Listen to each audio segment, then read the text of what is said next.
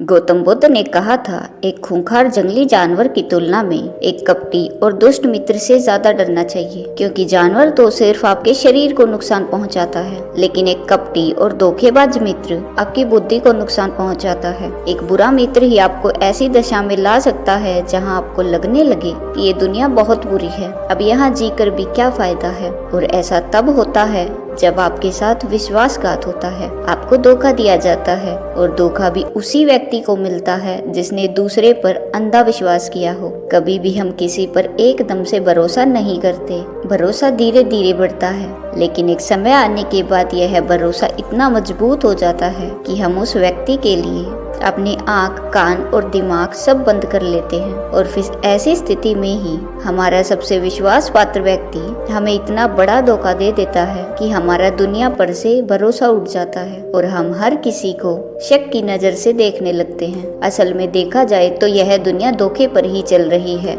हम अपनी जिंदगी में कभी न कभी, कहीं न कहीं, किसी न किसी को धोखा देते ही रहते हैं, और दूसरे लोग भी हमें धोखा दिए जा रहे हैं। दूसरे धोखा दे तो बात समझ भी आती है, लेकिन हम तो वर्षों से खुद को ही धोखा देते आ रहे हैं। हम स्वयं को ऐसी ऐसी बातें समझा देते हैं जिसे हमें सच्चाई का सामना ना करना पड़े, और हम झूठी दुनिया में ही खोए रहें। धोखा या विश्वासघात दो धारी तलवार की तरह होता है। हमें लगता तो है कि हम सामने वाले को धोखा देकर उसे मूर्ख बना रहे हैं, लेकिन यह धोखे की तलवार आज जितनी गर्दन सामने वाले की काटती है, भविष्य में उतनी ही गर्दन हमारी भी कटती है। दोस्तों, आज की इस कहानी के माध्यम से जानेंगे कि हम खुद को धोखे या विश्वासघात से कैसे बचा सकते हैं, और वीडियो के अंत में हम ऐसी 10 निशानियों के बारे में भी जानेंगे जो एक धोखेबाज और झूठे व्यक्ति में पाई जाती है। एक युवा व्यक्ति बहुत ही क्रोधित अवस्था में पहाड़ी की चोटी से कूदकर आत्महत्या करने जा रहा था। जैसे ही वह पहाड़ी के शिखर पर पहुंचा, वह जोर से चिल्लाया, यह दुनिया इतनी बुरी क्यों है?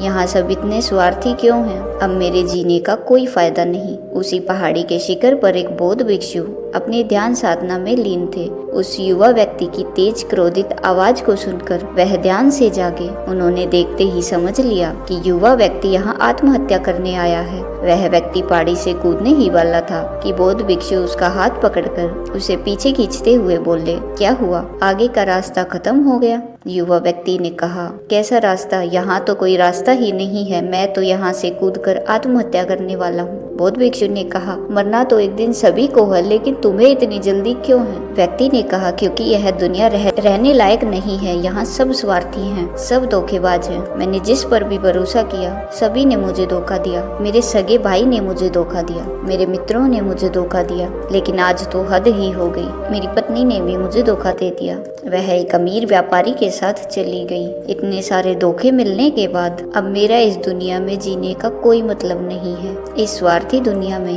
कोई भी भरोसे के लायक नहीं है, इसीलिए मैं आत्महत्या करने जा रहा हूँ। बौद्ध भिक्षु ने कहा, क्या तुम स्वार्थी नहीं हो? क्या तुम पर भरोसा किया जा सकता है? व्यक्ति ने कहा, मैंने आज तक किसी को धोखा नहीं दिया, किसी के साथ विश्वासघात नहीं किया। आप चाहो तो मेरे गाँव में जाकर भी पूछ सकते हो। लोग ही अक्सर मेरा फायदा उठाते हैं, लेकिन मैंने आज तक किसी के साथ बुरा नहीं किया। बौद्ध भिक्षु ने कहा, मैं तुम पर भरोसा नहीं कर सकता। तुम्हें मुझे यह सिद्ध करके दिखाना होगा कि तुम एक स्वार्थी व्यक्ति नहीं हो। व्यक्ति ने पूछा, यह सिद्ध करने के लिए मुझे क्या करना पड़ेगा? भिक्षु ने कहा, तुम्हें अगले 1 साल तक मेरे साथ मेरे आश्रम में रहना पड़ेगा। तब जाकर मैं जान पाऊंगा कि तुम एक ईमानदार व्यक्ति हो या फिर तुम भी दूसरों की ही तरह एक स्वार्थी और धोखेबाज व्यक्ति हो। व्यक्ति ने कहा, ठीक है, मैं आपके साथ आपके आश्रम में ही 1 साल तक रहूंगा और खुद को सिद्ध करके दिखाऊंगा। बौद्ध भिक्षु उस युवा व्यक्ति को अपने साथ अपने आश्रम में ले गए और उसे अपना शिष्य बना लिया। अगले दिन सुबह होते ही बौद्ध भिक्षु ने उस नए शिष्य को अपने पास बुलाया और कहा, मुझे तुम पर भरोसा तो नहीं है, लेकिन फिर भी तुम जाओ और भिक्षा मांग कर लाओ, तब तक मैं तुम्हारे दूसरे गुरु भाइयों को शिक्षा देता हूँ। उस युवा शिष्य ने गुरु को प्रणाम किया और भिक्षा मांगने के लिए चल पड़ा। उसने आज से पहले कभी भिक्षा नहीं मांगी थी, इसलिए उसे भिक्षा मांगने में बड़ी तकलीफ हो रही थी। उसके मुंह से भिक्षा के लिए शब्द नहीं निकल रहे थे। उसका अहंकार उसे भिक्षा मांगने से रोक रहा था, लेकिन उसके अंदर एक अहंकार और उमड़ रहा था, गुरु को गलत सिद्ध करने का अहंकार। इसलिए उसने भिक्षा मांगी और उस भिक्षा को लेकर वापस गुरु के पास पहुंचा। उसके हाथ में भिक्षा देखकर गुरु ने कहा, तुम कुछ तो भरोसे के लायक हो। मुझे लगा था कि तुम भिक्षा नहीं मांग पाओगे, लेकिन तुमने मुझे गलत सिद्ध कर दिया। आओ मेरे साथ मेरी कुटिया में चलते हैं, वहाँ मैं तुम्हें कुछ दिखाना चाहता हूँ। गुरु शिष्य को अपने साथ अपनी कुटिया में ले गए। वहाँ कुटिया में ऊपर एक मटकी लटक रही थी। गुरु ने मटकी की ओर इशारा करते हुए कहा, इस मटकी को देख रहे हो, उसमें जहर रखा हुआ है, और जहर भी ऐसा है कि अगर किसी को दे दो तो व्यक्ति बड़े आराम से मर सकता है और किसी को पता भी नहीं चलेगा कि उसकी मौत कैसे हुई। युवा शिष्य ने कहा, लेकिन गुरुदेव आप यह सब मुझे क्यों बता रहे हैं? बौद्ध भिक्षु ने कहा, मैं सिर्फ तुम्हें सावधान कर रहा हूँ कि कभी इसे गलती से खा मत लेना। कुछ दिन बाद गुरु अपने शिष्यों के साथ एक जंगल से गुजर रहे थे। तभी कुछ जंगली लुटेरों ने अचानक उन पर हमला कर दिया। सभी शिष्य अपनी अपनी जान बचाकर इधर उधर भागने लगे, लेकिन ज्यादा उम्र होने की वजह से गुरु नहीं भाग पा रहे थे। यह बात उस युवा शिष्य ने अनुभव की और वह बहादुरी का प्रदर्शन करते हुए अपने गुरु को डाकुओं से बचाकर आश्रम तक सुरक्षित ले आया। आश्रम पहुंचकर गुरु ने उस शिष्य की सभी के सामने बहुत प्रशंसा की और कहा, तुम सभी लोगों से अच्छा तो मेरा यह नया शिष्य है, जिसने अपनी जान पर खेल कर मेरी जान बचाई और मुझे सुरक्षित यहाँ तक ले आया। आज से मुझे इस पर पूरा भरोसा है। उस दिन के बाद से हर सुबह जब भी गुरु शिष्य से मिलते तो उससे एक बात जरूर कहते, मुझे तुम पर पूरा भरोसा है। धीरे धीरे गुरु का उस शिष्य पर भरोसा बढ़ता चला गया और वह इतना बढ़ गया कि गुरु ने एक दिन शिष्य को अपने पास बुलाया और कहा, मेरा कोई पुत्र नहीं है, लेकिन तुम मेरे पुत्र जैसे ही हो। अब मेरी उम्र हो चुकी है, मैं बूढ़ा हो चुका हूँ, इसलिए मैं चाहता हूँ कि मेरी मृत्यु के बाद इस आश्रम की बागडोर तुम अपने हाथों में लो। शिष्य ने कहा, गुरुदेव अगर आपकी यही इच्छा है तो मैं आपकी खुशी के लिए यह जिम्मेदारी भी उठाऊंगा। इतना कहकर शिष्य वहाँ से चला गया। कुछ दिनों बाद गुरु बीमार पड़ गए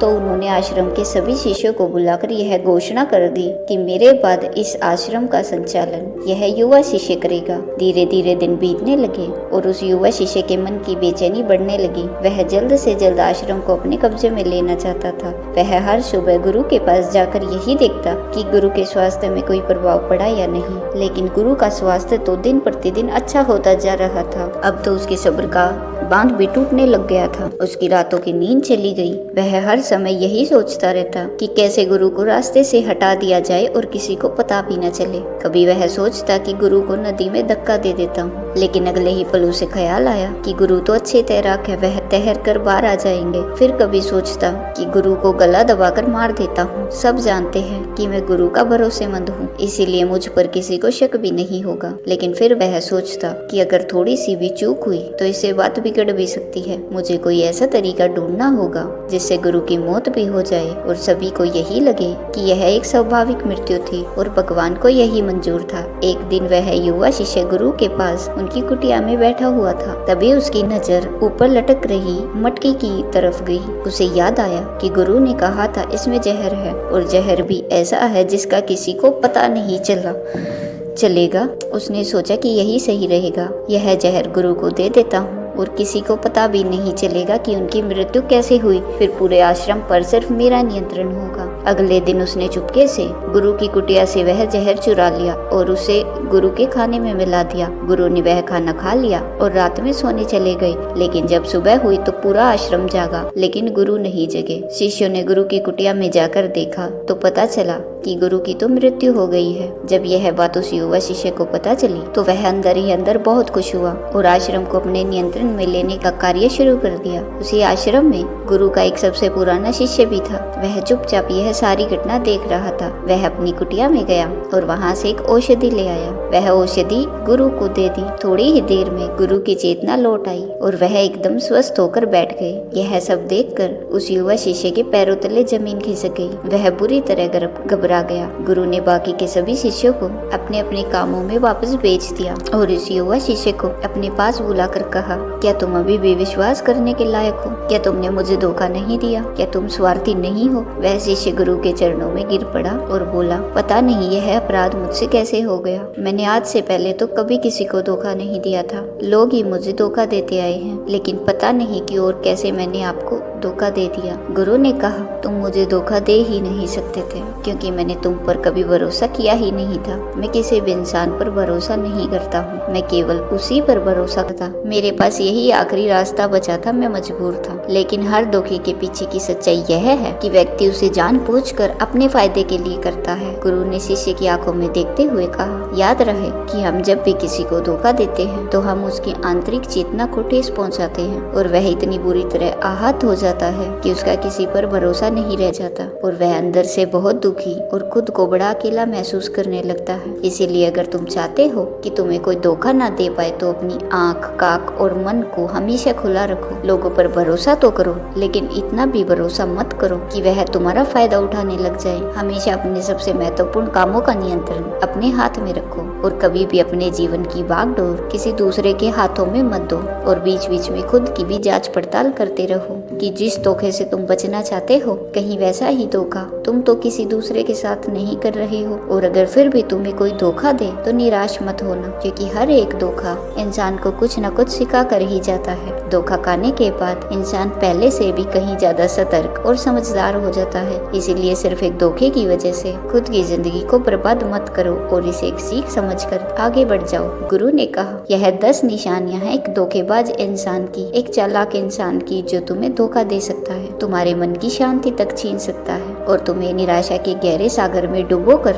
तुम्हारी जिंदगी तक खत्म कर सकता है। पहली निशानी, जो इंसान धोखेबाज होगा, झूठा होगा, वह तुमसे सब कुछ छुपाएगा। तुम्हें उसके बारे में दूसरे लोगों से पता चलेगा, और जब तुम पूछोगे तो बोलेगा कि बताना ही भूल गया था। उसके बाद बहुत लंबा वक्त बिताने के बाद भी तुम्हें उसके बारे में कुछ खास पता नहीं होगा कि वह तुम्हारे बारे में सोचता क्या है, उसके जीवन में क्या चल रहा है। तुम हमेशा उसके बारे में दुविधा में ही रहोगे, क्योंकि वह तुमसे हर एक बात छुपाएगा, क्योंकि वह एक सच्चा इंसान है ही नहीं। एक सच्चे इंसान को कोई परेशानी नहीं होती अपने बारे में बताने में। वह लगभग हर एक बात तुम्हारे साथ साझा कर लेता है। लेकिन जो धोखेबाज होगा वह बड़ी सावधानी से चलता है। तो यह बात हमें गौर करनी चाहिए कि जिस इंसान के साथ हम रिश्ते में हैं, जिसे हम अपनी जिंदगी सौंपने वाले हैं, जिसके साथ हम प्रेम का, विश्वास का सौदा करने वाले हैं, क्या वो अपनी पूरी जिंदगी हमारे साथ एक खुली किताब की तरह साझा करता है या नहीं, या वह हमसे चीजें छुपाता है। अगर वह छुपाता है तो वह इंसान एक बहुत बड़ा धोखेबाज है। दूसरी निशानी, जो इंसान धोखेबाज होता है और जिसको हमसे सच्चा प्रेम नहीं होता, उसे हमारी परवाह कभी नहीं होती। हम चाहे उसकी कितनी ही परवाह कर ले, कुछ भी कर दे उसके लिए, लेकिन उसे जरा सी भी परवाह नहीं होगी। और ऐसा एक बार नहीं, बार बार देखने को मिलेगा। लेकिन हम इसे देखकर भी अनदेखा कर देते हैं। यह हमारी गलती है। हम अपने मोह के चलते सच आंखों के सामने होते हुए भी उसे देख नहीं पाते। यह हमारी कमी है। और अगर हम थोड़ा होश पूर्वक देखने का प्रयास करें तो हमें पता चलेगा कि उसे हमारी कोई परवाह नहीं है। तीसरी निशानी, जो इंसान धोखेबाज होता है वह बहुत बड़ा झूठा भी होता है। उसकी खुद की बातें ही खुद से मेल नहीं खाती। उसकी जुबान बार बार बदलती रहती है। वह अपनी ही बातों पर खरा नहीं उतरता, लेकिन हम उसकी झूठी सच्ची बातों पर फंस जाते हैं। इसीलिए हम उसे पहचान नहीं पाते। चौथी निशानी, एक धोखेबाज व्यक्ति हमारे सामने तो हमारी चापलूसी और झूठी प्रशंसा कर लेगा, लेकिन वह कभी भी हमारे पीठ पीछे या दूसरों से हमारी प्रशंसा नहीं करेगा और हमें इज्जत नहीं देगा। हम चाहे उसके लिए मर ही क्यों ना जाए, लेकिन वह कभी भी हमारी प्रशंसा नहीं करेगा और हमें उतनी अहमियत कभी नहीं देगा जितनी हम उसे अपनी जिंदगी में देते हैं, क्योंकि वह एक दिन हमें धोखा देने वाला है। तो हमें बहुत बड़ा धोखा मिले, इससे अच्छा है कि हम पहले ही सावधान हो जाए। पांचवी निशानी, वह क्या कहते हैं उस पर ध्यान मत दो, बल्कि वह तुम्हारे साथ क्या करते हैं उस पर ध्यान दो, क्योंकि बातें कहना बड़ा आसान है लेकिन करना बड़ा मुश्किल। अधिकतर लोग इन्हीं बातों पर आकर फंस जाते हैं। इसीलिए चाहे वह तुमसे कितनी ही बातें करें, लेकिन जब तक वह उन्हें करके ना दिखाए, भरोसा मत करना। छठी निशानी, यह अक्सर प्रेम संबंधों में देखने को मिलती है कि एक धोखेबाज व्यक्ति अपने से प्रेम करने वाले को ऐसे लेता है कि सामने वाला हमेशा उसके लिए उपलब्ध रहने वाला है, वह कहीं नहीं जाने वाला, यहीं पड़ा रहेगा उसके लिए। वो न इज्जत देता है और ना ही सम्मान। अगर उनसे सम्मान की भीख मांगी जाए तो वह और बेइज्जत करते हैं। अगर किसी रिश्ते में किसी से गिड़गिड़ाना पड़े, उसे भीख मांगनी पड़े कि मुझे अपना समय दो, मुझसे बात करो, तो इससे घटिया रिश्ता और कोई हो ही नहीं सकता। जिसको तुमसे सच्चा प्रेम होगा वह खुद चाहेगा कि उसका ज्यादातर समय तुम्हारे साथ बीते, जिससे तुम्हें समय की भीख ना मांगनी पड़े। समझ जाओ कि उसके अंदर तुम्हारे लिए कोई प्रेम नहीं है। 7वीं निशानी, उसके पास हर काम के लिए समय होगा लेकिन तुम्हारे लिए कभी भी समय नहीं होगा। वह अपनी जिंदगी में तुम्हारे लिए कुछ भी नहीं छोड़ेंगे लेकिन तुम्हें कभी भी छोड़ देंगे। वह तुमसे बात तभी करेंगे जब उनका मन होगा, ना कि तब जब तुम्हें उनकी जरूरत होगी। वह तुम्हें तो किसी दूसरे इंसान से बदल सकते हैं, तुम्हारे लिए कुछ भी नहीं बदलेंगे, ना अपनी आदतें, ना अपना स्वभाव और ना ही अपना आराम। 8वीं निशानी, वह कभी भी तुम्हारे प्रति समर्पित और प्रतिबद्ध नहीं होंगे कि चाहे कुछ भी हो जाए हम तुम्हारे साथ हैं, चाहे कैसा भी समय हो हम तुम्हारा साथ देंगे। वह केवल अपनी शर्तों पर तुम्हारे साथ रहेंगे। जब जब तुम्हें उन्हें आराम होगा और अच्छा लगेगा वह तुम्हारे साथ रहेंगे, और अगर उन्हें थोड़ी सी भी तकलीफ हुई तो वह चले जाएंगे, क्योंकि वह अपने आराम से बाहर आकर तुम्हारे लिए कभी भी कुछ भी नहीं करने वाले। 9वीं निशानी, वह तुम्हें हमेशा दुख पहुंचाते रहेंगे, कभी जानबूझकर तो कभी उन्हें पता भी नहीं चलता कि वह तुम्हें कितना दुख पहुंचा रहे हैं, और तुम्हारे दिल को ठेस पहुंचती रहेगी। जो इंसान तुमसे सच्चा प्रेम करता है उसके साथ तुम्हें खुशी महसूस होगी। उसके साथ रहने पर तुम्हें ऐसा लगेगा जैसे तुम हल्के होकर हवा में उड़ रहे हो। और अगर तुम एक धोखेबाज और एक गलत इंसान के साथ रिश्ते में हो तो तुम्हें सब कुछ बारी बारी और ओझल लगेगा। ऐसा लगेगा जैसे कुछ ठीक नहीं हो रहा। तुम्हारे अंदर से यह आवाज आएगी कि यह रिश्ता ठीक नहीं है तुम्हारे लिए, लेकिन तुम उसे सुनकर भी अनसुना कर देते हो, तो यह तुम्हारी गलती है। 10वीं निशानी, तुम उनकी जिंदगी में कहीं नहीं होते, कोई विशेष जगह नहीं होती तुम्हारी उनकी जिंदगी में। वह जब चाहे बड़ी आसानी से तुम्हें अपनी जिंदगी से बाहर निकाल फेंक सकते हैं और उन्हें कोई फर्क भी नहीं पड़ेगा। अगर तुम्हें भरोसा नहीं और सच्चाई जाननी है उनकी तो कुछ दिनों के लिए उनकी जिंदगी से गायब हो जाओ, उन्हें जरा भी फर्क नहीं पड़ेगा, बल्कि वह तो और खुश हो जाएंगे कि अच्छा हुआ मुसीबत गई हमारी जिंदगी से, अब हम और आजाद हैं, अब हम जो चाहे वह कर सकते हैं। दोस्तों, अगर आप भी ऐसे इंसान के साथ रिलेशनशिप में हैं तो होश में आ जाइए और जितना जल्दी हो सके इससे बाहर आ जाइए। यकीन मानिए ऐसे रिश्ते से बाहर आकर आपको शांति, सुकून, प्यार सब मिलेगा। और क्या सिर्फ वही एक इंसान है इस दुनिया में? आप एक बुरे इंसान को छोड़ेंगे तभी तो सच्चे इंसान आएंगे आपकी जिंदगी में जो आपको सम्मान देंगे,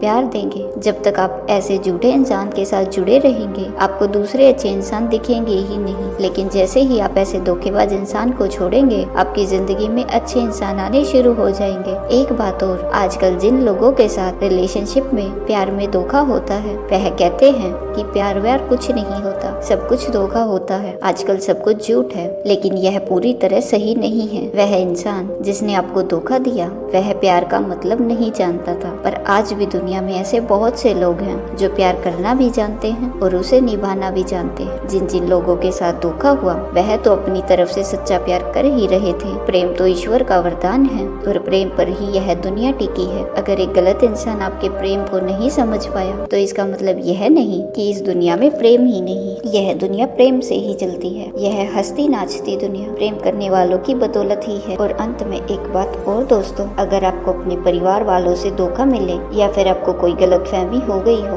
तो कोशिश यही करिएगा कि आप लोग एक दूसरे की बातों को समझें, एक दूसरे को जाने और एक दूसरे को माफ करें, क्योंकि दोस्तों आपको बहुत सारे लोग मिल जाएंगे लेकिन आपके परिवार जैसे लोग आपको पूरी दुनिया में कहीं और नहीं मिलेंगे। हाँ, उनकी बात अलग है जो आपके परिवार से थोड़े बाहर के लोग हैं, जैसे आपका मित्र, कोई दूर का सगा संबंधी या फिर कोई पड़ोसी, लेकिन परिवार के लोगों को माफ करने में ही समझदारी है। दोस्तों, मुझे उम्मीद है कि आपको ये वीडियो पसंद आई होगी।